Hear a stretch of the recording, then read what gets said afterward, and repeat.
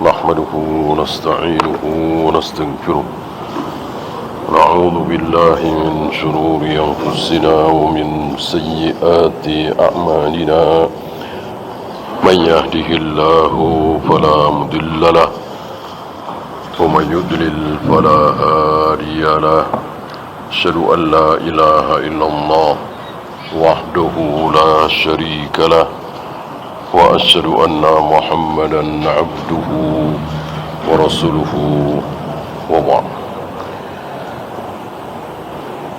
Terakhir, Khalifah Harus Quraisy ini sekali lagi bukan sekedar perintah, tapi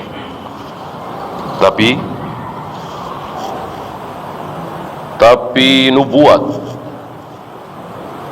Kata orang, ramalan yang tidak mungkin salah. Maka belum pernah ada di muka bumi ini seorang khalifah tapi bukan Quraisy. Belum pernah ada. Dan kemarin juga sudah kita bahas bahwa yang betul-betul khalifah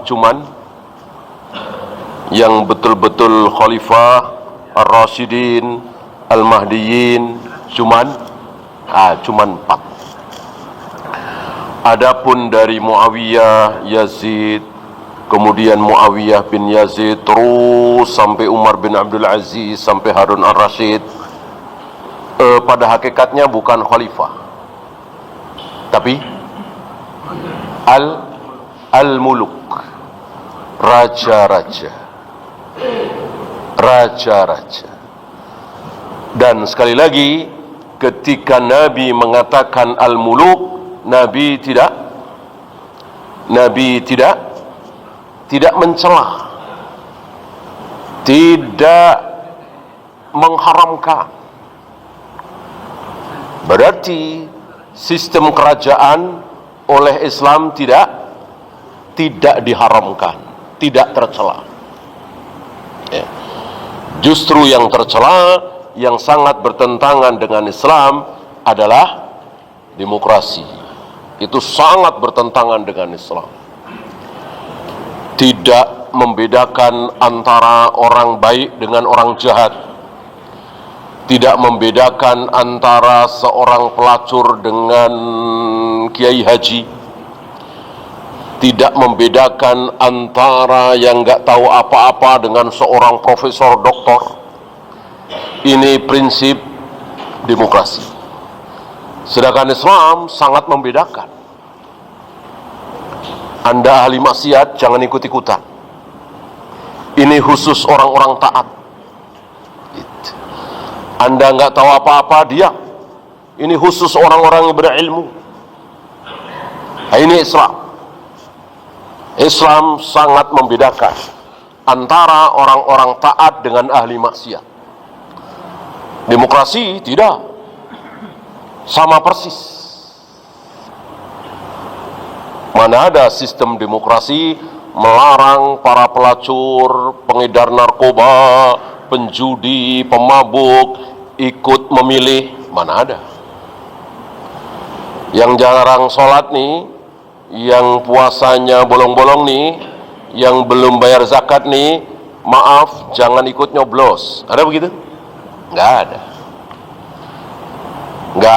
ada bedanya. Mau sholat mau tidak, mau saum mau tidak, mau menutup aurat mau mengumbar aurat, di mata demokrasi sama. Ini sangat-sangat zalim. Zalim sezalim-zalimnya. Beda dengan Islam. Islam membedakan antara yang baik dengan yang buruk, antara laki dan perempuan.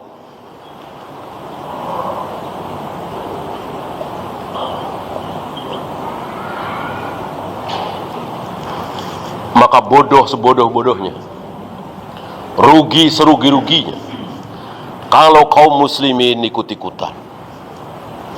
Rugi, bodoh, dan belum pernah menang. Coba antum lihat di Mesir, di Syria, di Irak, di Malaysia, di Indonesia, ya. Kapan Islam jaya, tegak daulah Islamiyah gara-gara menang pemilu? Kapan? Belum pernah ada. Karena caranya batil, maka yang muncul juga batil. Ya. Mestinya ini hitung-hitungan mudah aja lah. Mestinya yang menang itu partai Islam. Orang mayoritas kaum muslimin. Malaysia, Indonesia, Mesir, ya, Aljazair, Pakistan dan seterusnya, kan mayoritas kaum muslimin. Mestinya yang menang itu partai Islam. Nggak taunya bukan. Iya kan? Bukan. Dulu barangkali antum mungkin belum lahir, ya, ketika hanya ada PNI, Masyumi, PKI. Itu kan yang terbesar. Masyumi kan partai Islam. Menang? Tidak. Tidak. Ya. Begitu juga di Malaysia, di Irak, partai Ba'ath itu kan sekular itu. Padahal mayoritas kaum muslimin. Ini menunjukkan bahwa bukan di situ cara Islam menang, cara Islam jaya, caranya bukan seperti itu. Sayang saudara-saudara kita tidak faham. Mereka mengira untuk menang, untuk jaya, untuk tegak daulah Islamiyah harus bikin partai Islam. Sudah berkali-kali, nggak pernah berhasil.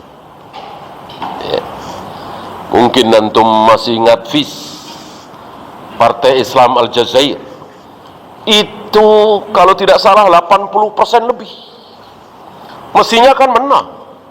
Orang 80% lebih. Apa yang terjadi? Apa yang terjadi? Dikejar-kejar. Ya. Karena tidak akan menang kaum muslimin ikut permainan ini, jelas judi.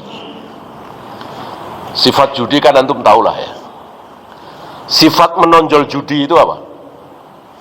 Dia kalah, kita menang. Kita menang, dia kalah. Judi begitu.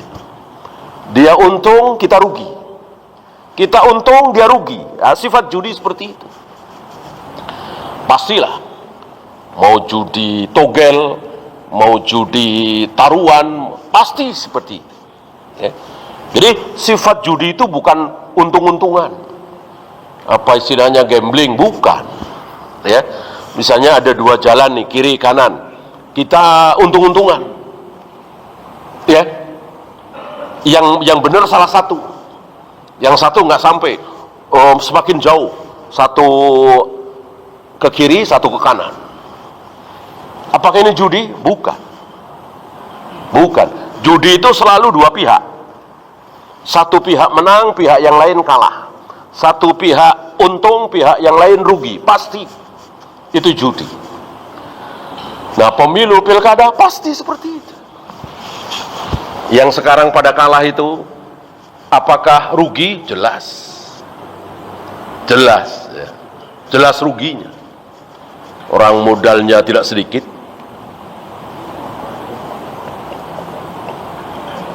Tidak syak lagi. Tidak diragukan lagi, ini judi. Betul-betul judi. Nah, bagaimana Islam, kaum muslimin mau menegakkan daulah Islamiyah, menegakkan syariat Islam dengan cara judi seperti itu? Mana mungkin? Mana mungkin? Dan betul, setiap kali partai Islam menang, bukan mendapatkan hasilnya, malah mendapatkan keburukan. Seperti FIS tadi, sepertinya menang, tapi malah dikejar-kejar. Bahkan sampai yang sholat duduk istirahat saja dicurigai, gitu. Karena memang aktivis FIS itu mereka umumnya kalau sholat pakai duduk istirahat. Yang di luar FIS tidak duduk istirahat. Dicurigai seperti itu. Ya, mungkin mirip-mirip di kita, ya. Kalau nggak pakai kunut berarti Muhammadiyah, kira-kira seperti itu, ya. Orang awam kan mudahnya seperti itu.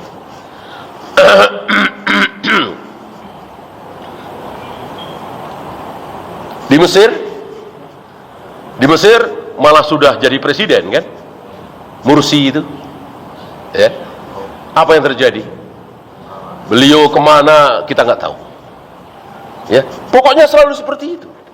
Ketika Islam itu menang selalu dicurangi, karena memang judi itu, kalau antum mau jujur, judi itu yang menang yang apa? Iya, yang curang.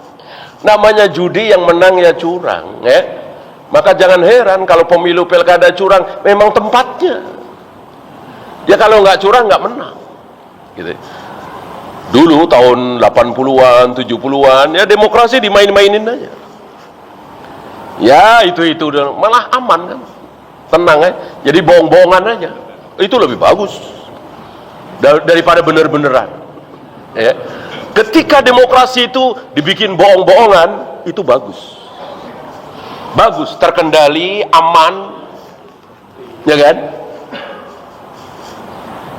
Ketika demokrasi betul-betul diamalkan setelah Soeharto lengser, ya, zaman Habibie waktu itu, kan seolah-olah betul diamalkan kan demokrasi. Apa yang terjadi? Satu provinsi hilang. Berapa miliar, berapa triliun itu bantuan yang telah digelontorkan ke timur hilang, karena betul-betul diamalkan. Maka rugi serugi-rugi, ya. Maka jauh lebih bagus, lebih mulia, lebih terhormat kerajaan, lebih adem, lebih tenang kerajaan itu. Dan pernah dengar pergolakan terjadi di Saudi, ya, di Uni Emirat? Enggak, karena kerajaan lebih tenang. Berbeda dengan 5 tahun ganti, muncul kegaduhan, muncul ini, muncul itu.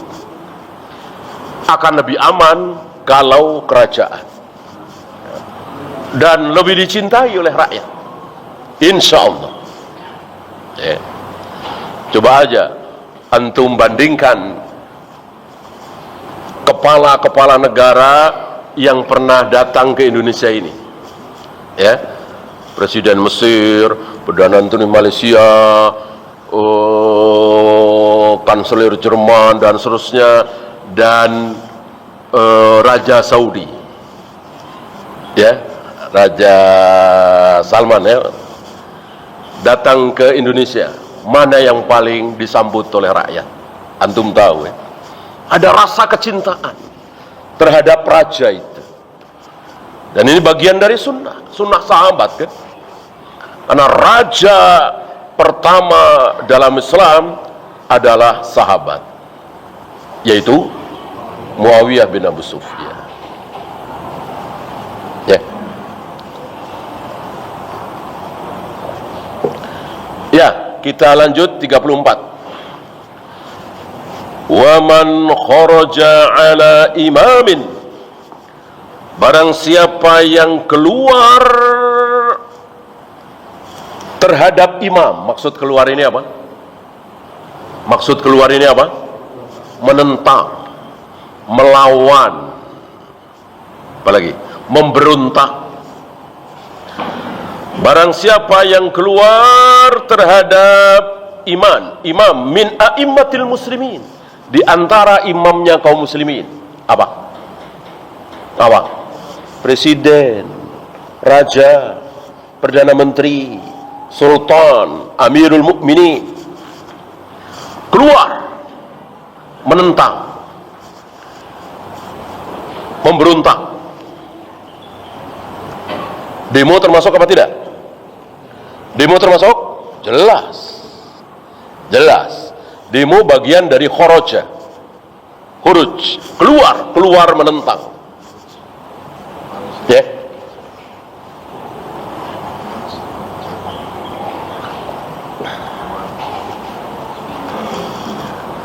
Karena biasanya demo itu menentang kebijakan penguasa.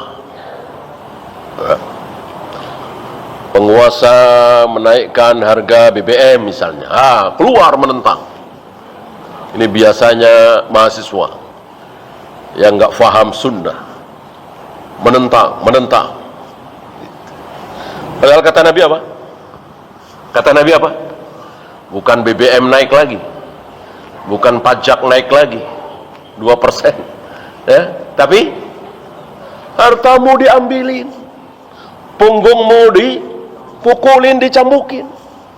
Suruh taat, jangan ngelawan. Ya. Antum mau bilang Rasulullah salah, Rasulullah keliru, Rasulullah ngigau, ya, berani? Ini sabda Nabi alaihi salatu wassalam. Bahkan Nabi mengucapkan kalimat yang luar biasa. Seandainya pemimpinmu, presidenmu, rajamu, sultanmu hatinya seperti hati setan, udah kayak apa itu buruknya? Hatinya hati setan. Taati, sami'na wa ata'na. Ya. Ini rupanya yang kaum muslimin tidak lulus. Ya. Suruh sholat mau, suruh saum mau, baca Al-Quran mau, umroh haji mau. Begitu Nabi nyuruh taat kepada presiden, nggak mau. Ya. Ketika disampaikan hal-hal seperti ini, mereka menolak. Ya. Hanya kaum salafiyun yang berpegang teguh kepada sunnah ini sampai hari ini. Hanya kaum salafi yang betul-betul menggigit sunnah Nabi dengan gigi geram dalam hal ini. Sunnah Nabi kan banyak sekali. Yang banyak itu saudara-saudara kita melakukan. Yang satu ini saudara-saudara kita tidak lulus, bahkan mencela, mencaci kaum salaf yang mengajak taat kepada presiden, sementara presidennya jarang sholat, jarang ke masjid, malah ikut Natalan kadang-kadang, malah ngerokok misalnya, dengerin musik misalnya, ya. Itu masih belum apa-apa, hatinya setan kata Nabi. Hatinya udah seperti hati setan, tetap taat.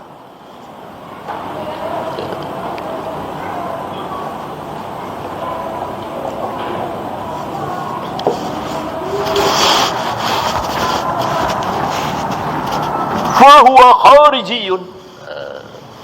Barang siapa yang keluar menentang imam, presiden, perdana menteri, sultan, maka dia tidak syak lagi kharijiyun. Jamaknya khawarij. Ciri khas khawarij di sini. Ya. Bukan ya yang lain bisa ada bisa tidak. Badannya kurus-kurus karena hampir setiap hari berpuasa, mukanya pucat-pucat karena hampir setiap malam salat malam. Ini bisa ada bisa tidak. Yang pasti ini, ketika dia menentang penguasa yang sah, melawan, ini tidak syak lagi khawarij, ya. Dan satu lagi, mengkafirkan pelaku dosa besar, ya. Pokoknya asal berzina sekali kafir, minum khamr sekali kafir, bahkan bohong sekali kafir. Bagi khawarij iman itu satu, nggak terbagi-bagi, la tatajazza. Artinya kalau nggak iman kafir, kalau nggak kafir iman, gitu aja. Nggak ada iman, lebih beriman lagi, kurang beriman, nggak ada. Padahal yang benar ada apa tidak? Ada. Yang benar ada. Insya Allah kita beriman. Imam Bukhari lebih beriman lagi. Dan begitu. Para tabi'in lebih beriman lagi. Para sahabat lebih beriman lagi. Yazidu wa yanqus. Yazidu bitta'ah wa yanqusu bil ma'asi. Bertambah, bertambah, bertambah. Kadang nanti berkurang, berkurang, berkurang. Tergantung dia melakukan ketaatan apa kemaksiatan. Ini iman menurut Ahlus Sunnah, menurut Rasul dan para sahabat. Khawarij tidak. Iman atau tidak? Iman atau kafir? Iman kafir, kafir iman. Ini Khawarij.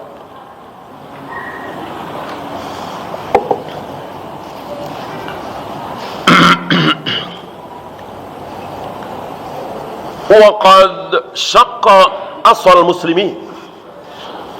Khawarij seperti ini telah memporak-porandakan persatuan kaum muslimin,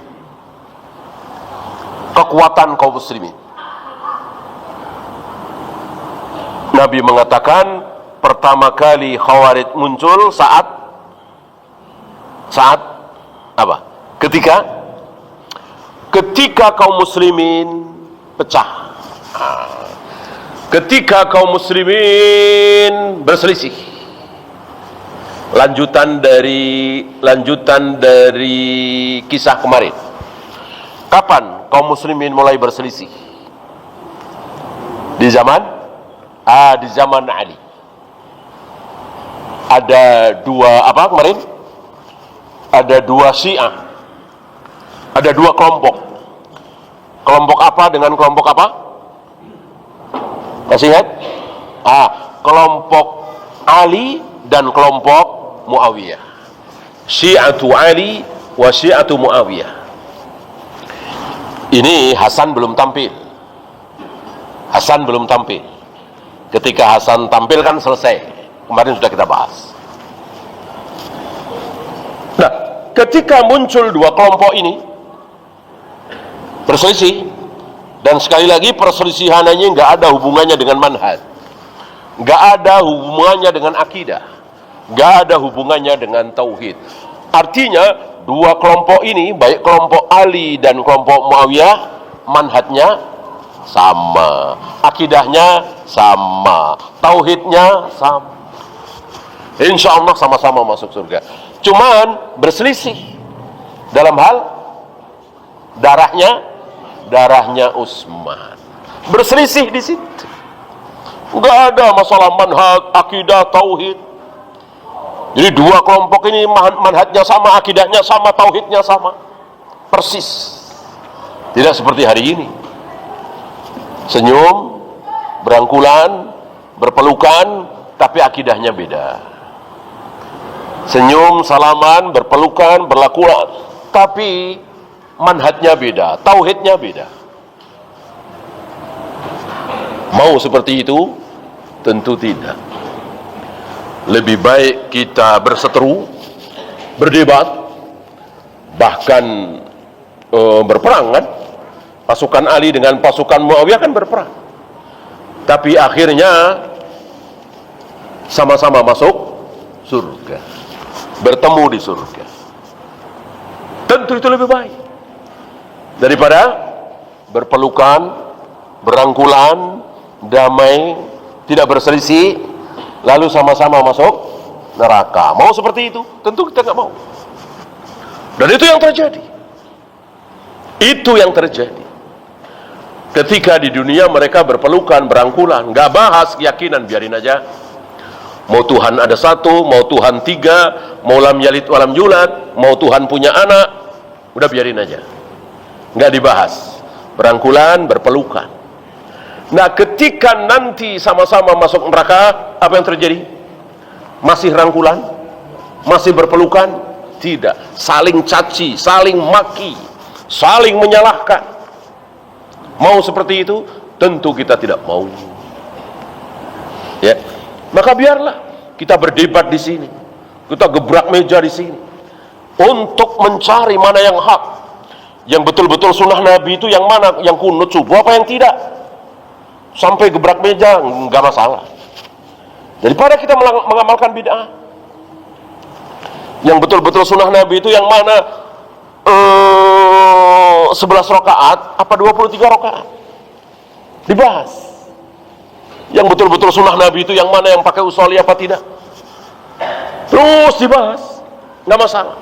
Dan kita terus mencari supaya betul-betul kita ketemu yang betul-betul sunnah Nabi alaihi salatu wassalam. Karena yang bukan sunnah Nabi kan tertolak. Ya.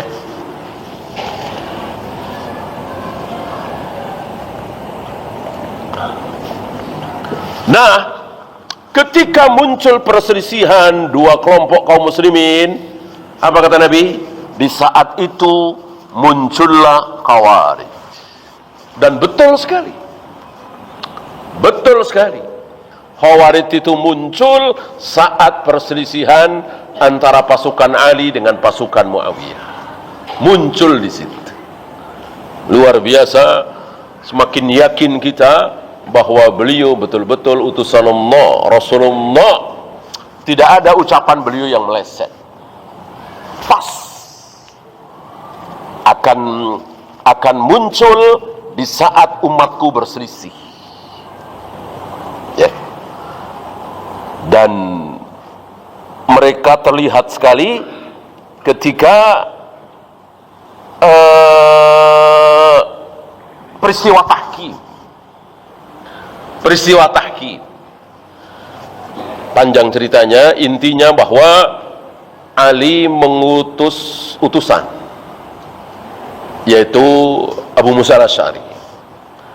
Muawiyah mengutus utusan, yaitu Amr bin As, untuk berunding. Ya, intinya gimana caranya jangan berperang, karena dua-duanya nggak ingin berperang. Betul-betul nggak ingin berperang. Nggak ada keinginan sedikit pun pada diri Ali bin Abi Thalib untuk menghabisi Muawiyah, begitu pula sebaliknya. Ya karena sesuatu. Nah, disitulah Khawarij nggak terima. Karena berhukum itu harus dengan Al-Quran. Kenapa berhukum kepada orang? Yang dimaksud Amr bin As dan Abu Musa al-Asy'ari. Kenapa tidak berhukum dengan Al-Quran? Gitu. Maka orang-orang Khawarij ini teriak-teriak, Inil hukmu illa lillah, inil hukmu illa lillah. Tidak ada hukum kecuali hukum Allah. Allah lah yang harus menghukumi. Kenapa Abu Musa? Kenapa Amr bin As? Ini bodoh apa enggak? Ini bodoh apa enggak? Jelas bodoh sekali. Ya, emang Al-Quran bisa bicara. Iya kan? Ya, untuk mempraktekkan Al-Quran butuh manusia. Bodoh sekali orang-orang Khawarij. Disitulah maka mereka keluar.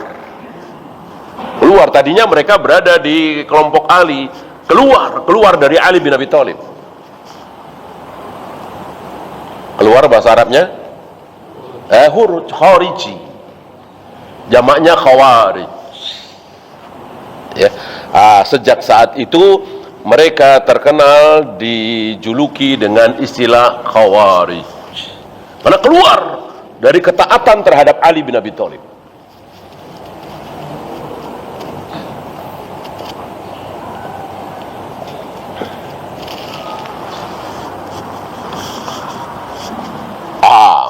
Mereka bikin markas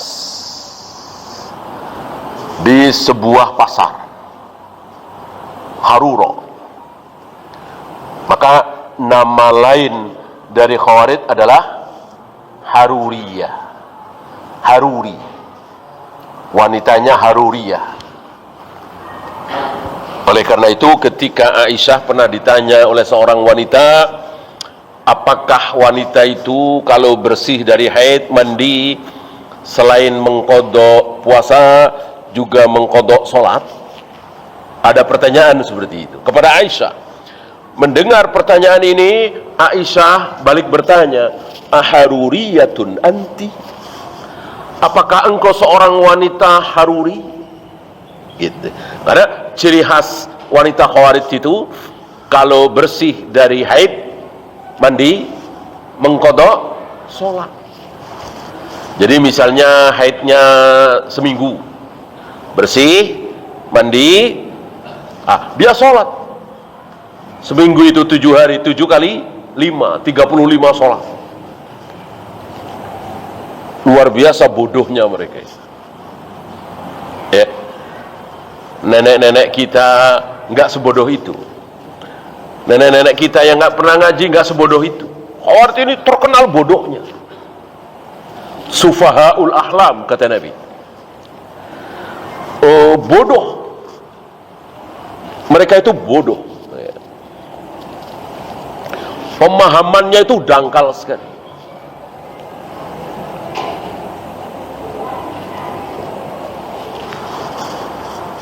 Ya tadi, saking dangkalnya ya. Berhukum harus dengan Al-Quran, jangan dengan manusia. Ini kan bodoh sekali ya. Dan tidak kalah bodohnya tadi, padahal di situ masih ada Ali bin Abi Thalib, masih ada Muawiyah, masih ada Aisyah. Kok bisa-bisanya tidak tahu kalau wanita bersih dari haid, mandi, tidak perlu mengqadha sholat, cukup mengqadha saum kalau yang itu pas bulan Ramadan. Ya, sebodoh itu. Dan mereka tidak merasa bodoh, justru merasa pintar. Maka Ali diapakan oleh mereka? Ali, Muawiyah, Amr bin As diapakan? Dikafirkan. Ya, orang yang mengkafirkan kan merasa pintar. Orang kalau merasa bodoh itu nggak berani tentu mengkafirkan, kan? Menyalahkan orang merasa bodoh. Mereka merasa pintar. Maka perlakuan yang paling tepat terhadap orang-orang Khawarij apa?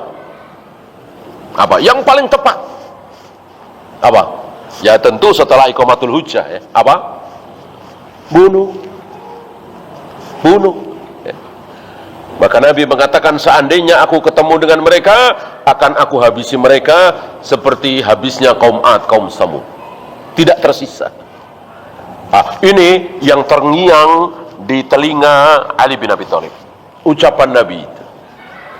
Maka Ali bin Abi Thalib bertekad menghabisi mereka habis dalam perang Nahrawan itu. Sayang ada mungkin sekitar 11 ya.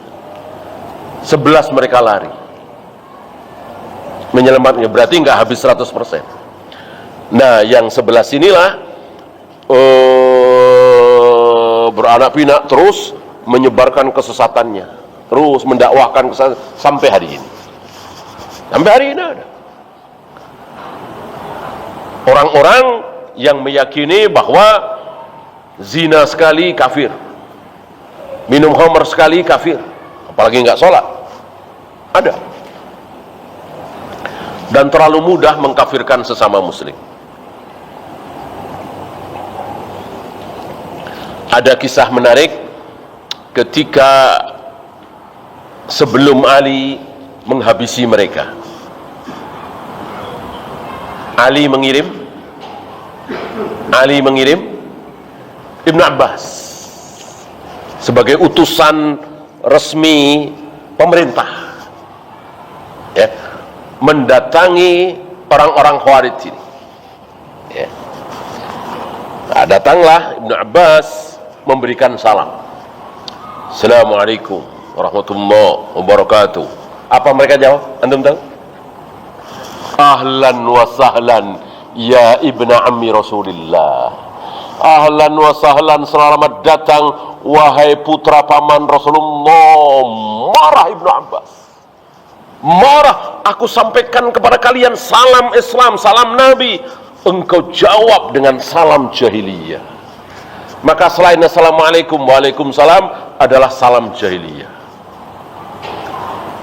Mau selamat pagi, selamat sore, selamat ini, selamat itu, semuanya salam jahiliyah. Marah Ibnu Abbas. Nah, inilah mereka. Karena bodohnya mereka.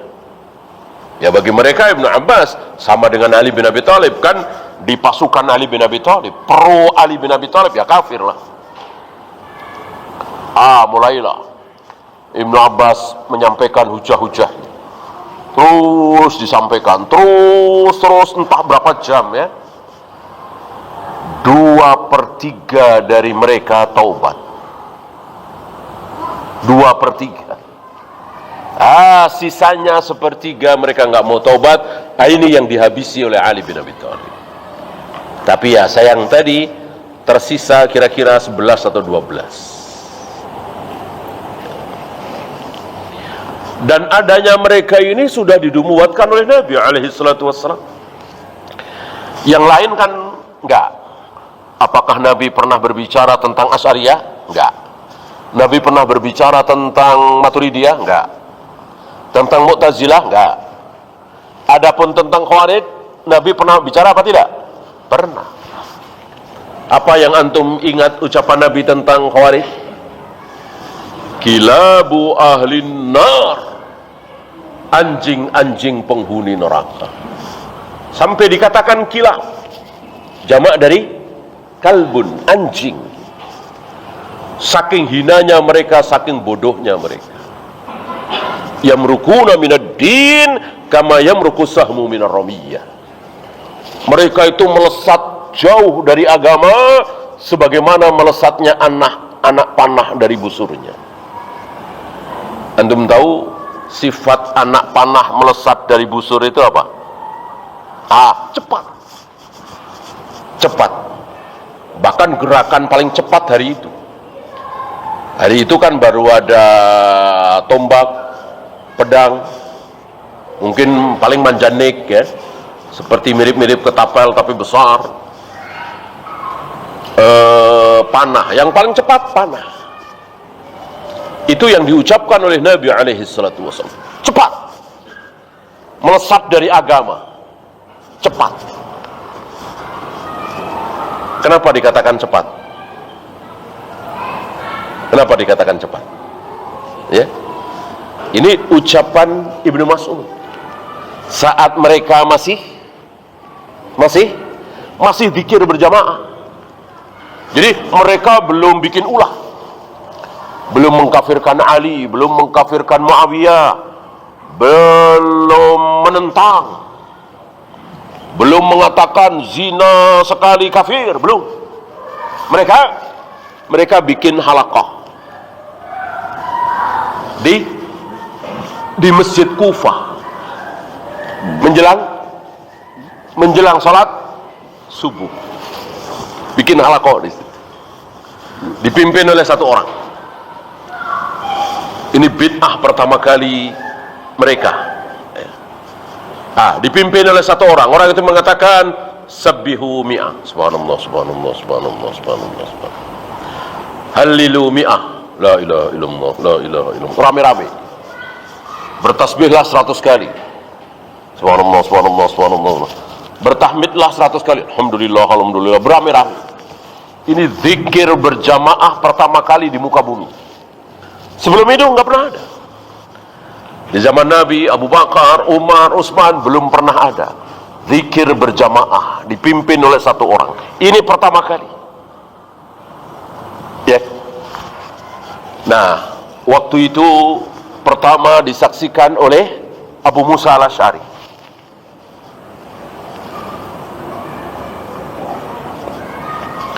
Awalnya Abu Musa agak tergoda ya. Dalam hatinya mengatakan bagus nih. Ya gimana nggak bagus? Zikir di masjid menjelang sholat subuh, kebaikan di atas kebaikan. Zikir baik di masjid baik, sambil nunggu sholat baik. Alhamdulillah Abu Musa dibentengi oleh satu kaidah. Apa? Lau kana khairan lasabakuna ilaih. Mungkin Abu Musa al-Asy'ari mungkin hari itu belum ada kalimat ini. Kalimat ini dimasyhurkan oleh ulama-ulama setelah beliau kan. Tetapi terhunjam di dada para sahabat, para tabi'in, bahwa sebuah peribadatan yang baik, yang benar, pasti sudah dilakukan oleh sahabat. Nggak mungkin ada sebuah peribadatan mahdoh, baik, berpahala, kok belum pernah dilakukan oleh para sahabat. Nggak mungkin. Oh, itu terhunjam di dada, di hati para sahabat, para tabi'in. Maka setelah awalnya tergoda, oh ini baik, oh ini bagus, muncul pertanyaan, tapi kenapa enggak dilakukan oleh para sahabat? Kalau ini baik, benar, berpahala, tentu sudah dilakukan oleh para sahabat. Mana ada ibadah dalam Islam ini yang belum pernah dilakukan oleh para sahabat? Mana ada? Kalau Nabi malah pernah. Adakah sebuah peribadatan baik, benar, berpahala, Nabi belum pernah melakukan? Adakah? Ada. Walaupun tidak banyak, ya. Apa misalnya? Puasa? Puasa Tasu'ah. Kalau wisol kebalik, ya. Kalau wisol kebalik. Tidak baik, maksudnya tidak boleh, ya. Tapi Nabi melakukan. Ini baik, benar, tapi Nabi nggak pernah melakukan seumur hidup sampai beliau wafat. Padahal baik, berpahala. Puasa Tasu'ah, puasa tanggal 9 Muharram, kan belum pernah beliau melakukan. Tapi baik. Tahu baik dari mana? Orang beliau sendiri yang mengatakan, seandainya tahun depan aku masih hidup, aku akan berpuasa Tasu'ah. Ya. Kemudian merombak Ka'bah, pintu masuk dengan pintu keluar beda, ini sebelah sini, ini sebelah sini. Ijrim Ismail aku tinggikan. Itu tidak dilakukan oleh Nabi sampai beliau wafat. Padahal kebaikan, kan? Apalagi ya mengumpulkan Al-Quran dalam satu mushaf, kan ini sebuah kebaikan. Nabi tidak pernah melakukan. Berjamaah salat tarawih setiap malam di bulan Ramadan, kan bagus sekali itu, pahalanya besar. Nabi belum pernah melakukan, cuman beberapa malam saja. Ya, silakan azan dulu. Alhamdulillah, salatu wassalamu ala Rasulillah.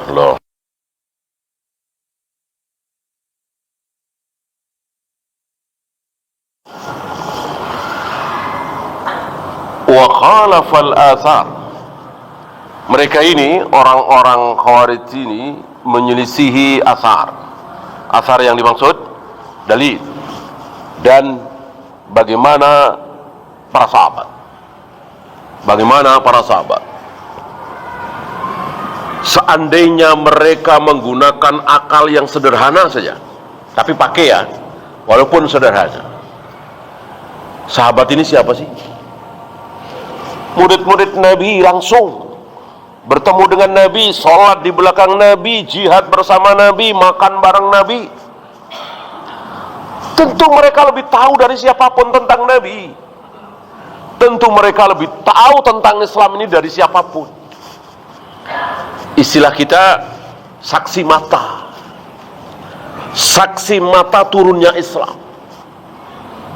Mereka menyaksikan bagaimana setiap saat Jibril turun menghadap Nabi, walaupun dalam bentuk manusia. Turun ayat dijelaskan oleh Nabi, turun 5 ayat dijelaskan oleh Nabi, turun 10 ayat diterangkan oleh Nabi. Tentu mereka paham betul. Bukannya ditiru, dicontoh, ditanya, malah dikafirkan. Coba akalnya di mana? Coba akalnya gimana? Maka pantas sekali Nabi mengatakan sufahaul ahlam, bodoh sebodoh-bodohnya orang-orang Khawarij. Ya. Nah, termasuk para penentang penguasa itu bodoh, sangat bodoh. Ya.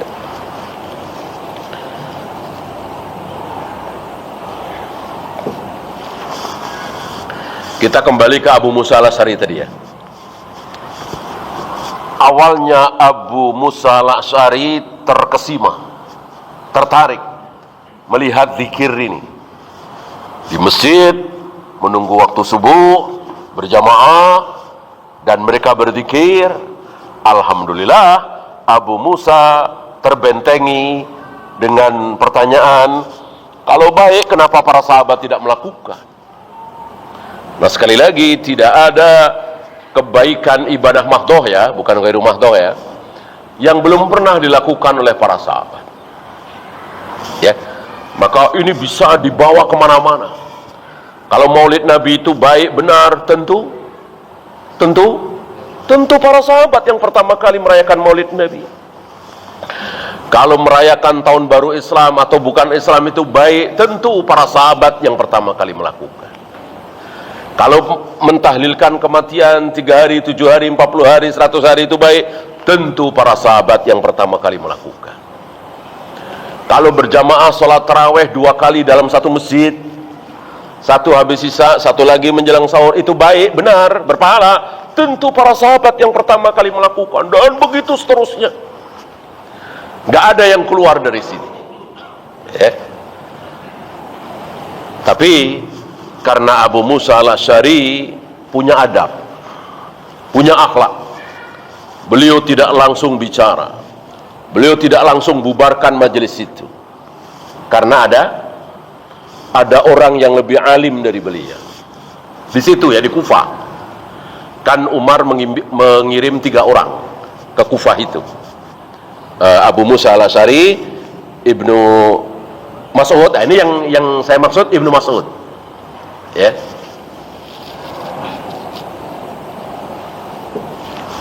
Dan Ammar bin Yasir. Dan tentu semua orang tahu Ibnu Mas'ud yang paling alim. Maka Abu Musa al-Asy'ari ke rumah Ibnu Mas'ud. Ini adab, ini akhlak. Dan tidak mengetuk pintu.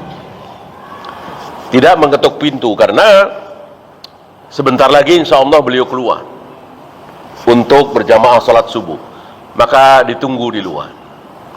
Nah, setelah keluar, Abu Musa bercerita,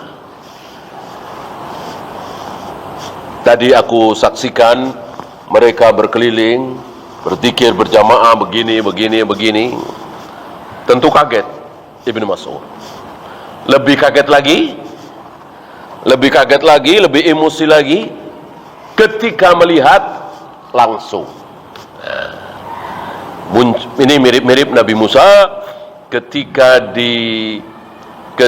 diberitahu oleh Nabi Harun saat Nabi Musa baru pulang dari Bukit Tursina, bertemu dengan Allah selama 40 hari ya, maksudnya mendengarkan suara Allah.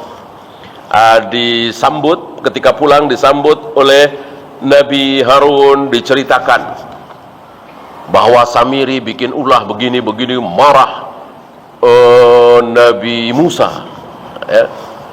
Tapi begitu melihat langsung Samiri dan anak buahnya menyembah anak sapi, dibanting. Lauh yang berisi tulisan-tulisan itu Taurat dibanting. Dari situ muncul kaidah laisal khabaru kal muayyana. Jadi dengan dengar khobar doang itu beda dengan ngelihat langsung, gitu ya. Oleh karena itu, kalau antum tidak ingin emosi meledak-ledak, jangan ngelihat langsung, dengar khobarnya sudah cukup ya. Nah, begitu Ibnu Mas'ud melihat, marah beliau dengan mengatakan, betapa cepatnya kalian sesat. Bejana-bejana yang dipakai oleh Rasulullah belum pada pecah, masih ada. Bejana-bejana kan baru berapa tahun kan? Ya belum 30 tahun. Kan Ali bin Abi Thalib masih ada. Ini belum terjadi perang Siffin, ya kan? Artinya belum lama, belum ratusan tahun ya. Pakaian-pakaian yang dipakai oleh Nabi belum pada usang. Tapi betapa cepatnya kalian sesat, cepat sekali, sangat cepat. Maka diibaratkan oleh Nabi kama yamruku sahmu minar ramiyah, seperti melesatnya anak panah dari busurnya, cepat. Kalau sesatnya sekarang nggak cepat, ya. Sekarang orang sesat itu ya banyak sekali dan itu wajar. Sahabat udah nggak ada, tabi'in udah nggak ada, atba'u tabi'in udah nggak ada, aimatul arba'ah udah nggak ada. Hari itu para sahabat masih banyak, masih pada hidup, bisa ditanya, bisa dimintain fatwa. Bukannya ditanya malah dikafirkan. Apa nggak bodoh sekali? Inilah Khawarij. Dan itu sudah disabdakan oleh Nabi Sallallahu Alaihi Wasallam.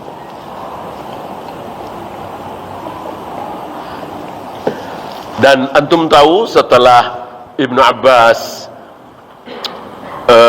dan Abu Musa al-Asy'ari mengikuti Ali bin Abi Thalib dalam perang Nahrawan, perang antara kaum muslimin dengan Khawarij, di mana mereka dihabisi oleh Ali bin Abi Thalib, Abu Musa bilang apa? Mayat-mayat yang bergelimpangan di perang Nahrawan adalah wajah-wajah yang aku lihat di Masjid Kufah menjelang salat subuh zikir berjamaah itu. Ya.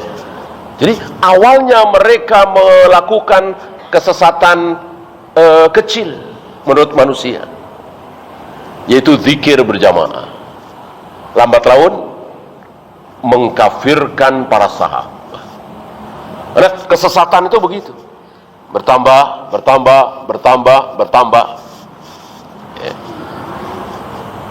Maka Syekh Ali Hasan menulis kitab kecil, kutaib, awaluhu takfir wa akhiruhu tafjir. Awalnya mengkafir-kafirkan, lama-lama ngebom sana sini. Inna lillahi wa inna ilaihi raji'un. Ya, itu saja. Subhanakallahumma bihamdika asyhadu an la ilaha illa anta astaghfiruka wa atubu ilaik. Assalamualaikum warahmatullahi wabarakatuh.